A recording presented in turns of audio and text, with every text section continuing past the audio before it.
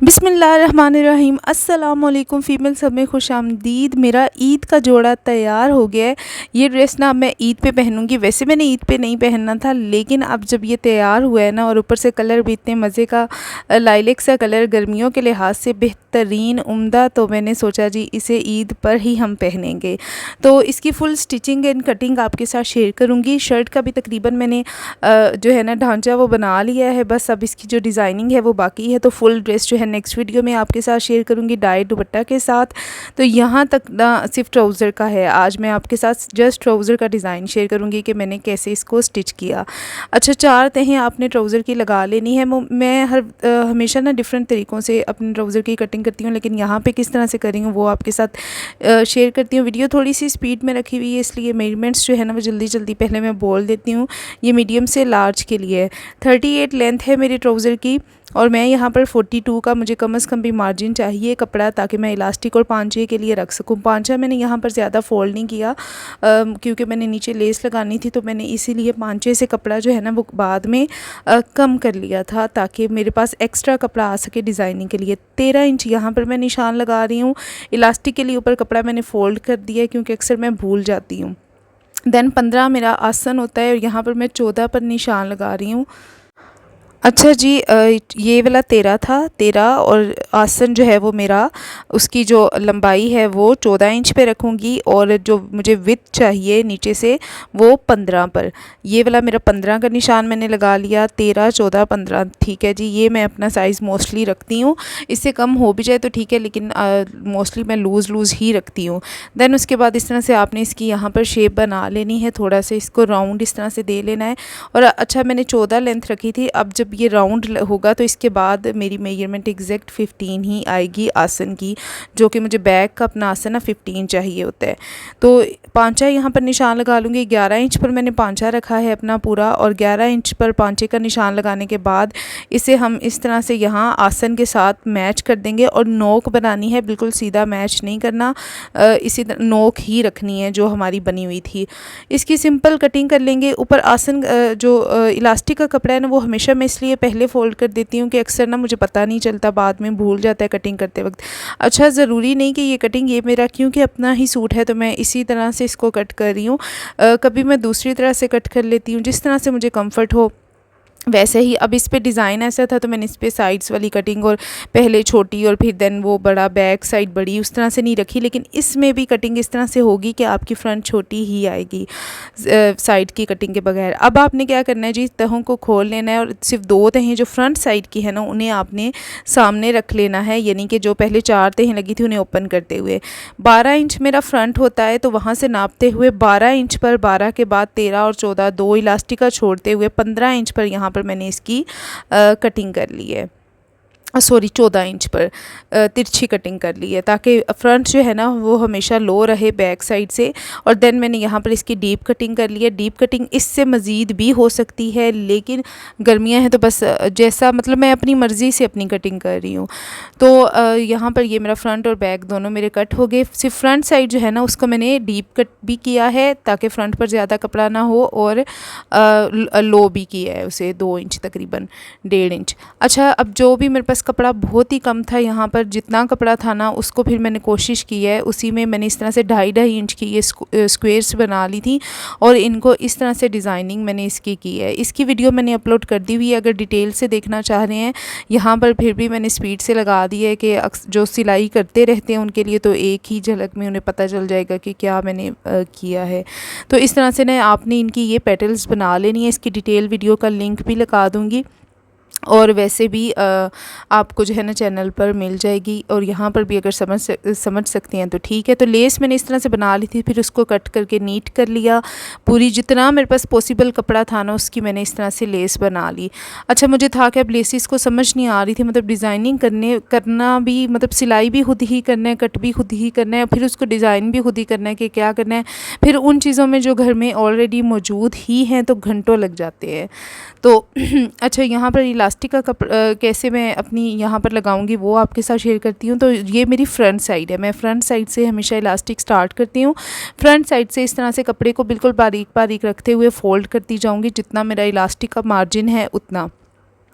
अच्छा, यहाँ पर क्योंकि अब फ्रंट जो है ना वो लो होता है और बैक हाई होता है, तो इस वजह से जो है ना झोल आते हैं इस तरह से। तो आपने उनको उनकी टेंशन नहीं लेनी, उनको एक साइड को बस निकालते जाना है और कपड़े को सीधा करके देखते जाना है कि वो आपकी इलास्टिक के इक्वल है। बस कपड़े को फ़ोल्ड करते जाना, उनको एक साइड को करते जाएँ और जो आपका बारीक बारीक मार्जिन जो आपने रखा हुआ है ना फ़ोल्डिंग के लिए, उसे फ़ोल्ड कर कर आप सिलाई लगाते जाएँ। जैसे आप देख रहे हैं कि मैं सारा वो साइड पर निकालती जा रही हूँ, क्योंकि ये जब आप सिलाई लगा रहे थे ना तब आपको बड़े झोल दिख रहे होते हैं। जब आप इलास्टिक डालते हैं बिल्कुल सीधा हो जाता है, तो फिर वो उसको पकड़ लेता है, तो फिर उसके बाद कोई भी ये झोल बाकी नहीं रहता। तो यहाँ पर जो है ना इलास्टिक इस तरह से डाली है मैंने, तकरीबन 11.5 इंच की इलास्टिक रखी है और ये काफ़ी अच्छी वाली इलास्टिक है, तो इस वजह से अच्छा यहाँ और इसमें ना ओवरलैप की भी मैंने वो गुंजाइश रखी है तकरीबन 1/2 इंच।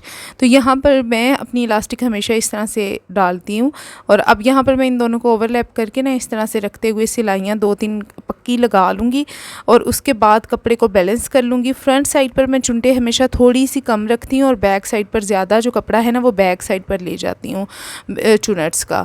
तो फ्रंट साइड पर आप देख सकते हैं बहुत ज़्यादा नहीं। अब जहाँ से मैंने ओपन जो जगह रखी थी ना इलास्टिक डालने के लिए, वहाँ से पहले उसको कवर करेंगे, उसकी सिलाई लगाते हुए मैं जो इलास्टिक वाला हिस्सा है उसके ऊपर बिल्कुल अपनी मशीन का पाँव ले जाऊँगी और अब यहाँ पर बाकी बस इलास्टिक जो है ना लगाना स्टार्ट हो जानी है।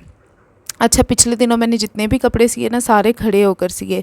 इतना मैं थक गई, मेरी टांगों में इतना दर्द, और अब फिर मैंने नीचे इस तरह से स्टूल रख कर ना तो उसके ऊपर बैठ के आराम से कपड़े सीना स्टार्ट किया कि चलो बैठे बैठे बंदा आराम से थकन ना हो। लेकिन फिर भी 20 दफ़ा तो उठना पड़ता है बच्चों के पीछे, कभी कुछ कभी कुछ।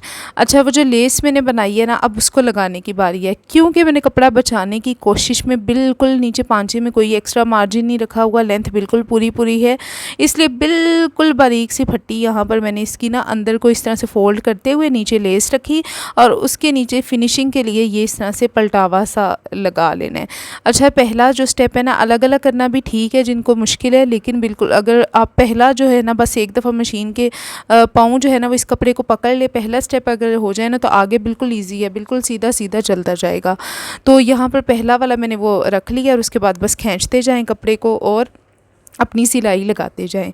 तो नीचे का जो कपड़ा है ना वो फ़ोल्ड हो जाएगा। उससे ये होगा कि अंदर वाली साइड, क्योंकि ये वो जो पत्तियां थी आपने देखा कितनी रफ़ थी नीचे से कटिंग के बाद, तो वो सारी जो चीज़ है ना वो छुप जाएगी। और खुला पांचा फिर बहुत ही बुरा लगता है, अगर अंदर वाली साइड से धागे और सिलाइयाँ नज़र आ रही हो ना तो फिनिशिंग नहीं रहती। और मैं लोन के कपड़ों को भी हमेशा ओवरलॉक करवा लेती हूँ कि उससे ना नीटनेस आ जाती है। तो इस तरह से मैंने अपनी ये पट्टी इस तरह से लगा ली है। अच्छा, आपने देखा होगा स्टार्ट में भी ना मैंने एक पेटल कम रखी है और लास्ट में भी। तो मैं जब कोई लेस वगैरह भी लगाऊँ ना तो मैं इसी तरह कंजूसी ही करती हूँ कि जो कपड़ा सिलाई में आना हो ना तो वहाँ पर मैं उसको वेस्ट नहीं करती कि चलो किसी और सूट पर लग जाएगी। यहाँ पर तो ऑलरेडी मुझे किल्लत थी इन पत्तियों की, तो इस वजह से जो है ना वो मैंने आपने देखा होगा कि जो जितना सिर्फ फ्रंट बाहर दिखना था उतनी जगह पर लेस लगाई है और साइड्स जो है ना जहाँ सिलाई का मार्जिन है वो मैंने खाली ही छोड़ा है।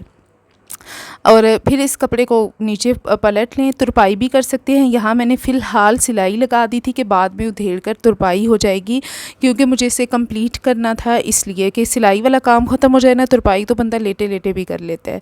तो इसके बाद यहाँ पर मैंने ये लेस लगा रही हूँ। पहले मैंने बड़ा कुछ सोचा था यहाँ दूसरी लगाऊँ ये लगाऊँ, लेकिन फिर मैंने वही किया जो जिससे ना मेरा दिल मुतमईन हुआ। तो मेरा दिल इसी लेस से सेटिस्फाई हुआ कि बस मुझे ना कम करना था, कुछ बहुत ज़्यादा भरा भरा अच्छा नहीं लग रहा था। तो यहाँ पर मैंने इस तरह से ये वाली लेस लगा ली है, बिल्कुल उन पेटल्स के ऊपर रख कर नहीं लगाई कि उनकी खूबसूरती छुप जाती, वरना इतनी मेहनत करने का फ़ायदा नहीं था। उसको मैंने कपड़े के ऊपर रख के लगाया है। उसके बाद जी ये तकरीबन 2.5 इंच के फासले से जो है ना सीढ़ी लेस लगा सीढ़ी लेस नहीं जॉइंट लेस लगा लेनी है, ठीक है जी। और जॉइंट लेस लगाने के लिए भी मैंने आप देख सकते हैं बड़ी ही नीटनेस के साथ जो ब्लैक उसकी बाउंड्री है उसके ऊपर बिल्कुल एग्जैक्ट ऊपर मैंने अपनी सिलाइयाँ रखी हैं, बिल्कुल भी साइड पर जाली पर कहीं पर भी मैंने सिलाई नहीं जाने दी। तो डायरेक्ट पहले मैंने कपड़े के ऊपर इस तरह से दोनों साइड से इसको अटैच कर लिया। बहुत ही नीटनेस के साथ इस तरह से लेस लगती है। जो नीचे ब्लैक वाली लेस लगाई है वो भी मैंने बिल्कुल जो उसकी बारीक सी जो इसकी पट्टी बनी हुई है ना उसी के ऊपर उसको मैंने लगाया है। सिलाई को। अच्छा, ये उसकी बैक साइड से अब क्या करेंगे, जो भी कपड़ा है, चौड़ी लेस हो फिर तो बहुत ही अच्छा खासा कपड़ा हो जाता है। तो यहाँ पर जो भी इसका कपड़ा था ना, उसको हम बीच में से क्या करेंगे, इस तरह से सीधा कट कर लेंगे और दोनों तरफ इसको डिवाइड कर देंगे। तो कपड़ा कटने के बाद इस तरह से अब हमारी जो लेस है ना वो प्रॉपर जॉइंट लेस दिखने लग गई है। तो यहाँ पर जो कपड़ा है, अच्छा यहाँ एक चीज़ और मैंने की कि जो सिलाई थी ना उसको मैंने बजाय इसके कि मैं पर्पल कलर का धागा डालकर और उसके ऊपर लगाती उस कपड़े को फ़ोल्ड करने के लिए, मैंने दोबारा से, क्योंकि बहुत ही कम कपड़ा था, तो ब्लैक वो जो सिलाई थी ना उसी के ऊपर उसको लगा दिया। इस तरह से वो दोबारा से फ़ोल्ड भी हो गया कपड़ा साइड को, और मुझे कोई एक्स्ट्रा धागा भी नहीं दिख रहा है यहाँ पर सिलाई का, और बिल्कुल ब्लैक वो जो लेस थी ना उसी के ऊपर मेरी वो जो अंदर वाली पट्टियाँ थी ना वो भी कवर हो गई हैं, कि जो फिनिशिंग भी आ गई है। उम्मीद है कि आपको समझ आ रही होगी। वीडियो लंबी हो जाए ना तो बड़ा मसला हो जाता है। कोशिश करती हूँ कि जितनी छोटी हो सके, जितनी स्पीड से कर सकूँ ना उतना कर लूँ। तो यहाँ पर आप देख सकते हैं मैंने सिलाई बिल्कुल खाली उस पट्टी के ऊपर ही रखी है। अब ये है भी ज़रूरी है, और अगर ज़्यादा कपड़ा हो, ज़्यादा चौड़ी वाली लेस है, फिर तो आप तुरपाई कर लें, वो भी बेहतर है। सिलाई लगानी है अपनी मर्ज़ी है, लेकिन मुझे सिलाई से बस थोड़ी सी मसले हो रहे थे कि ज़्यादा सिलाइयाँ ना हो। जो एक सिलाई आपको नज़र आ रही है उसकी भी मैंने बाद में तुरपाई कर लेनी है उधेड़ कर, तो ईजी हो जाएगा। तो ये मेरा पांचा यहाँ पर हो गया है तैयार।